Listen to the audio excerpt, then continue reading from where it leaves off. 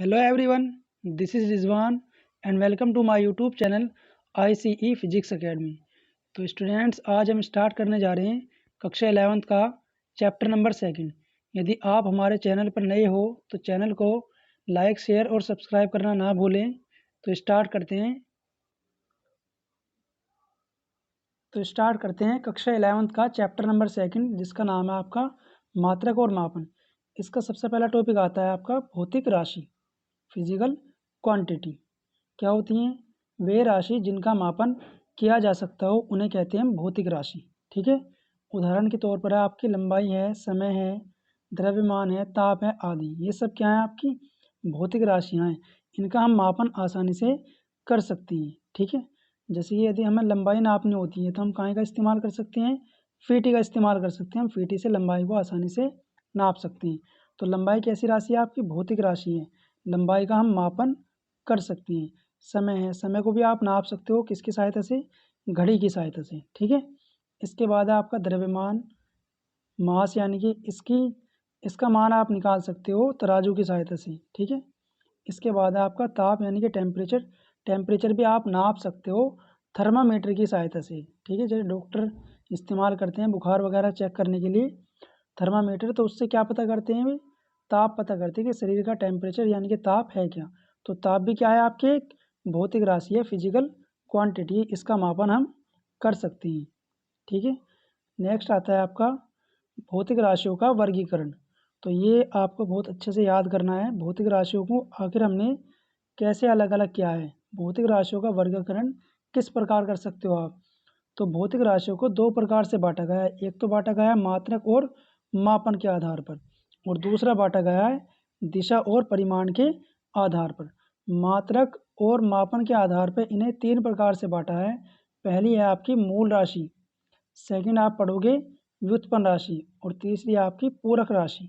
तो ये मात्रक और मापन के आधार पर बांटी गई हैं तीन हिस्सों में आपकी भौतिक राशि। ठीक है, दिशा और परिमाण के आधार पर इन्हें दो प्रकार से बांटा है आपने। पहली आपकी आती है सदिश राशि और दूसरी है आपकी अदिश राशि। ठीक है, तो हम इन्हें एक वन बाय वन डिस्कस करने जा रहे हैं। तो सबसे पहले बात करते हैं मूल राशि, जिसे कहते हैं हम फंडामेंटल क्वांटिटी। आखिर होती क्या है? तो वे भौतिक राशि जिन्हें ना तो किसी अन्य का मतलब होता है दूसरी राशि के साथ हम जोड़ सकते हैं और ना ही घटा सकते हैं, उन्हें कहते हैं मूल राशि।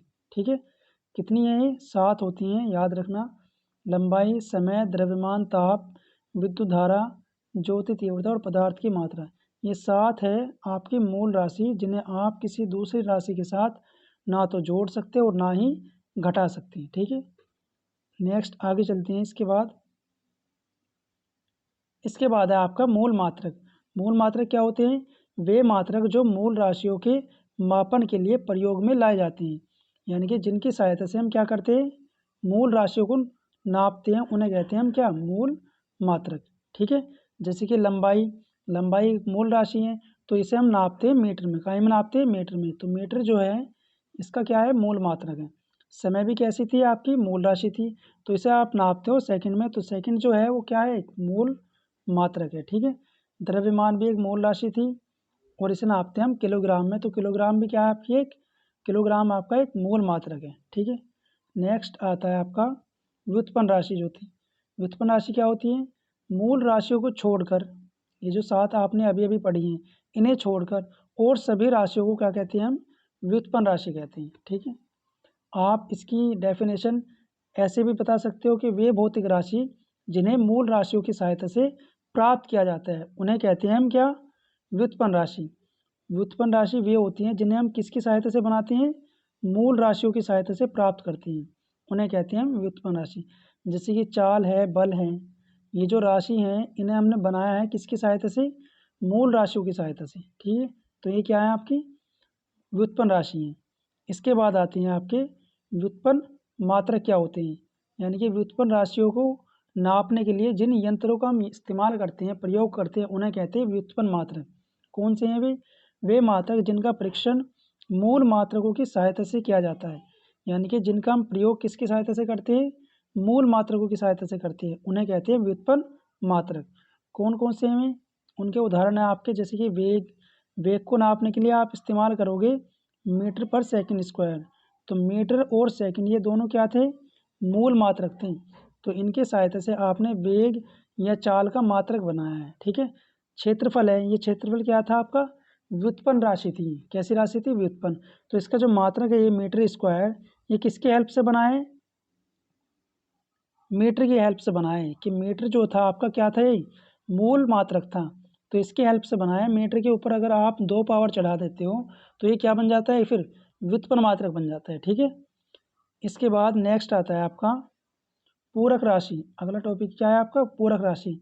वे राशि जिनका परीक्षण यानी कि जिनका मान भौतिक राशियों की सहायता से ना किया जा सके, जिनकी वैल्यू हम भौतिक राशियों की सहायता से फाउंड ना कर सकते हो, ना निकाल सकते हो, उन्हें कहते हैं पूरक राशि। ऐसी कौन सी राशियाँ हैं, जैसे कोण है और घन कोण है। ये तो ऐसी राशि जिनका हम मान भौतिक राशियों से या फिर मूल राशियों की सहायता से नहीं निकाल सकते, तो इन्हें कहते हैं हम पूरक राशि। पूरक मात्रक क्या है, वे मात्रक जिनका परीक्षण हम मूल मात्रकों की सहायता से नहीं कर सकते, उन्हें कहते हैं हम पूरक मात्रक। ठीक है। वो कौन कौन से हैं वो अभी बताएंगे। तो पूरक राशि क्या है आपकी, वे राशि हैं जिनका हम जो परीक्षण है भौतिक राशियों की सहायता से नहीं कर सकते। ठीक है।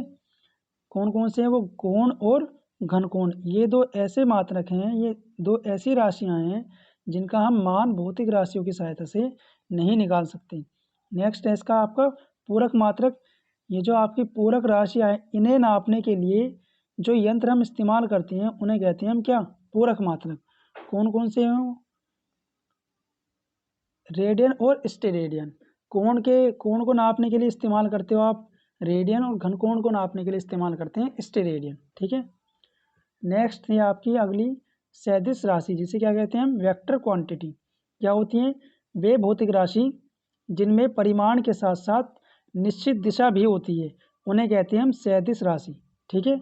वे भौतिक राशियाँ जिनमें क्या होता है, वे परिमाण भी हो और साथ साथ निश्चित दिशा भी हो, यानी कि आपको डायरेक्शन भी पता हो, तो उन्हें कहते हैं हम सदिश राशि। कौन सी राशियाँ हैं ऐसी, जैसे कि बल है, बल भी कैसी राशि है, एक सदिश राशि है।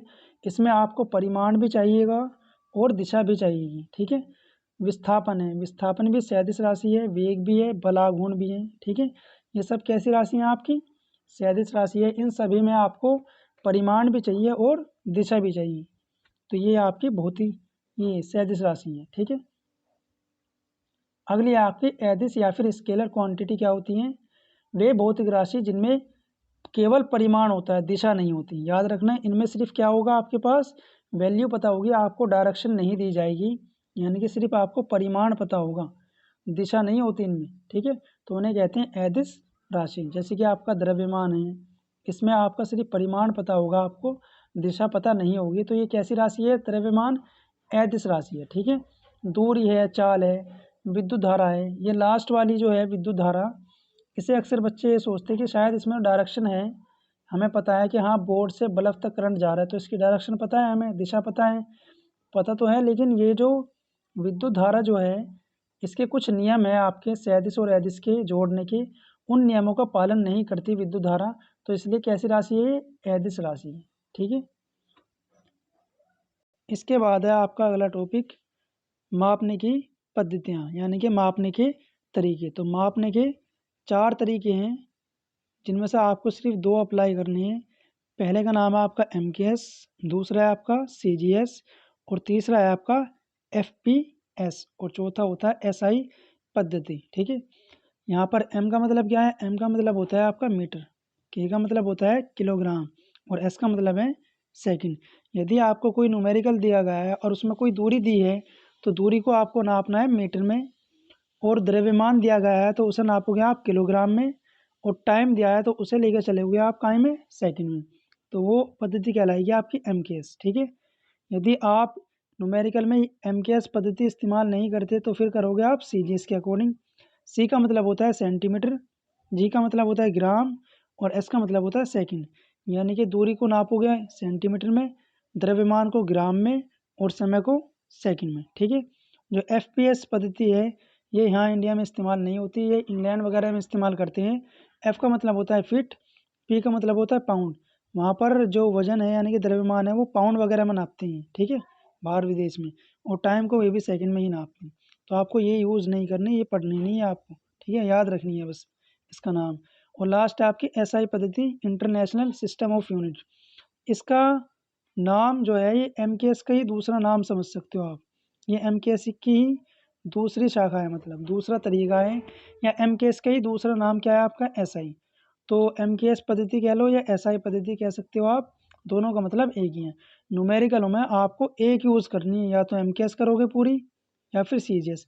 ऐसा नहीं करना कि एमकेएस से तो ले लिया आपने मीटर, यानी कि दूरी को तो नाप दिया मीटर में, और वजन आपने लेना है ग्राम में। तो ऐसा करोगे तो आपका न्यूमेरिकल जो है वो गलत हो जाएगा, ठीक है।